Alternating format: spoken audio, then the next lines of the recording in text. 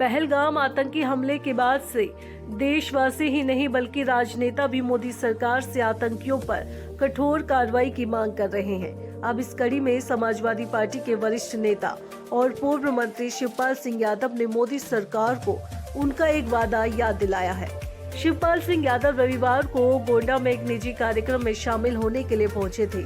यहां उन्होंने कहा, बीजेपी ने चुनावों में वादा किया था कि वो पीओके को भारत में शामिल करेगी, लेकिन आज तक कोई ठोस कार्रवाई नहीं हुई है।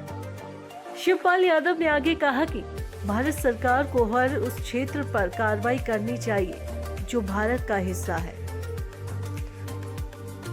हालांकि शिवपाल यादव ने इस बात पर भी जोर दिया कि समाजवादी पार्टी इस मुद्दे पर सरकार के साथ खड़ी है, लेकिन सिर्फ बातों से कुछ नहीं होगा।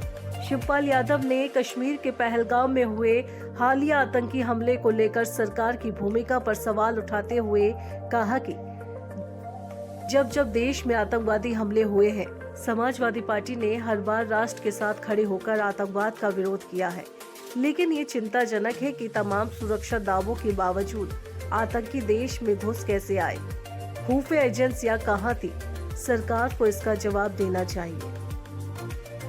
शिवपाल यादव ने कार्यक्रम के दौरान अपने संबोधन में करनी सेना को आतंकवादी मानसिकता वाला संगठन करार दिया। उन्होंने राज्यसभा सदस्य रामजी लाल सुमन को दी गई धमकी का जिक्र करते हुए कहा,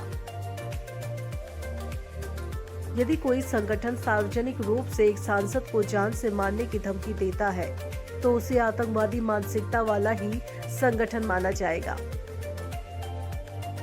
शिवपाल यादव ने सवाल किया कि ऐसी प्रवृत्तियों को बीजेपी सरकार आखिर क्यों संरक्षण दे रही है। गोंडा दौरे पर आए शिवपाल यादव ने मदरसों पर कार्रवाई और बहराइच के प्रसिद्ध दरगाह मेले पर प्रतिबंध को लेकर भी प्रतिक्रिया व्यक्त की। साथ ही उन्होंने इसे धार्मिक स्वतंत्रता पर सीधा हमला बताते हुए कहा कि आज 100 वर्षों से चली आ रही परंपरा को रोकना बेहद दुर्भाग्यपूर्ण है और पक्षपातपूर्ण निर्णय है। बीजेपी सरकार सिर्फ दिखावे के लिए धर्म की बात करती है, असल में वो सांप्रदायिक सौहार्द को तोड़ने में लगी है। जाहिर है कि पहलगाम आतंकी हमले के बाद से मोदी सरकार ही नहीं बल्कि उत्तर प्रदेश की योगी सरकार भी आतंकी घटना को लेकर चौकन्नी है और उत्तर प्रदेश में मदरसों पर कार्रवाई इसका उदाहरण है।